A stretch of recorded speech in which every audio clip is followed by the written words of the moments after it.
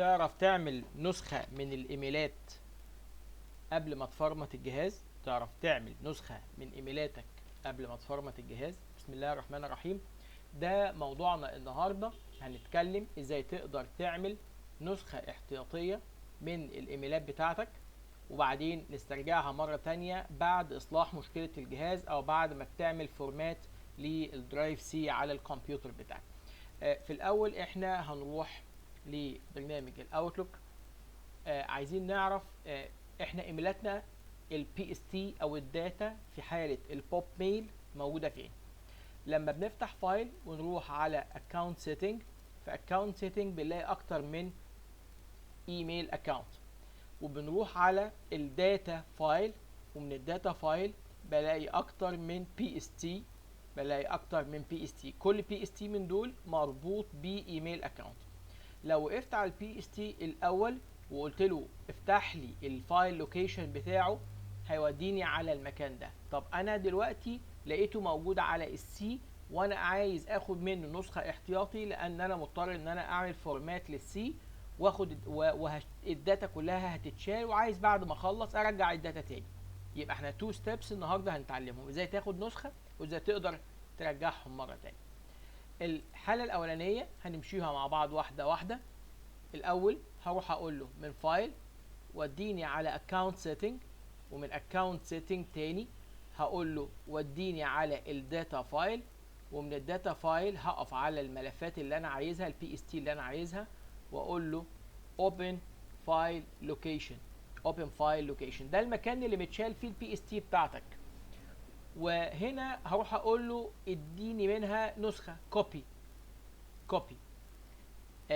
لو انا رحت قلت له دلوقتي افتح لي مكان جديد، عشان في الدي مثلا في اللوكيشن الجديد بتاعي وليكن هنا، وهقول له بيست، هيقف هنا في مشكله عندي. المشكله دي دايما تحصل لما يكون الاوتلوك عندك مفتوح، يبقى لازم قبل ما تقول له بيست تقفل برنامج الاوتلوك كله عشان تقدر تتعامل على الملف بتاعك. تعال بقى نجرب تاني، نقول له بيست، جه معانا اهو.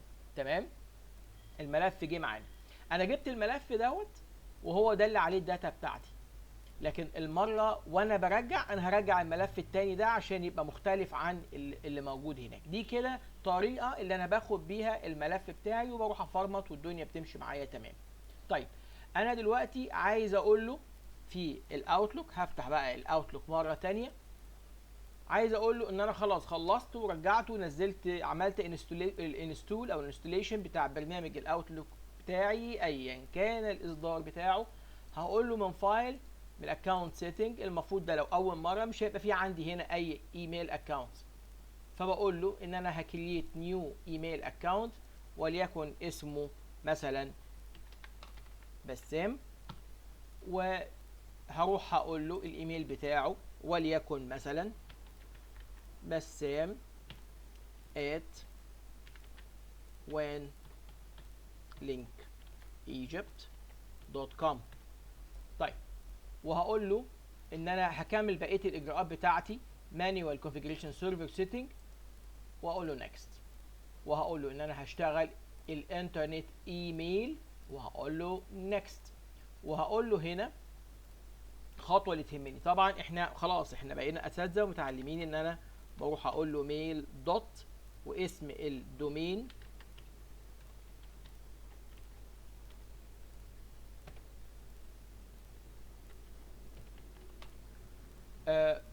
وطبعا هاخد نفس النسخه في البوب والاس ام تي بي، وهروح اقول له الايميل بتاعي هو ده، وهروح اقول له باسورد وليكن اي باسورد افتراضيه. انا الخطوه هنا تهمني فين؟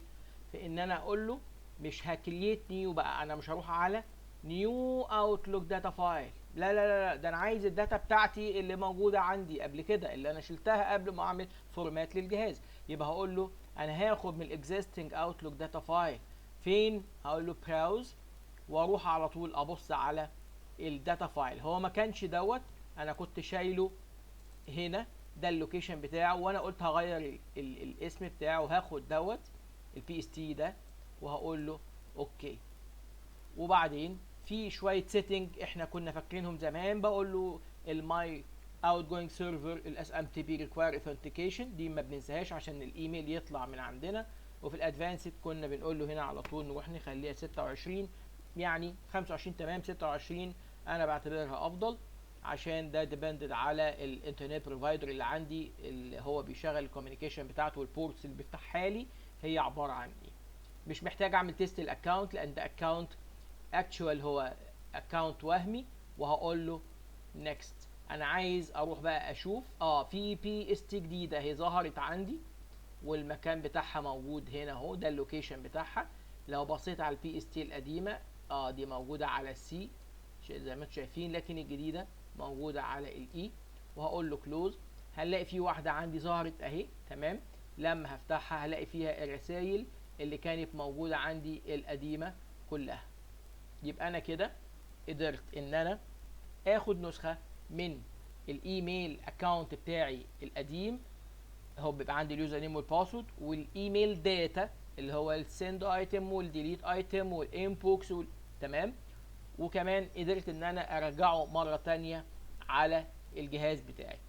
دي كانت حلقتنا وده كان موضوعنا. اتشرفت بحضراتكم ودمتم في امان الله.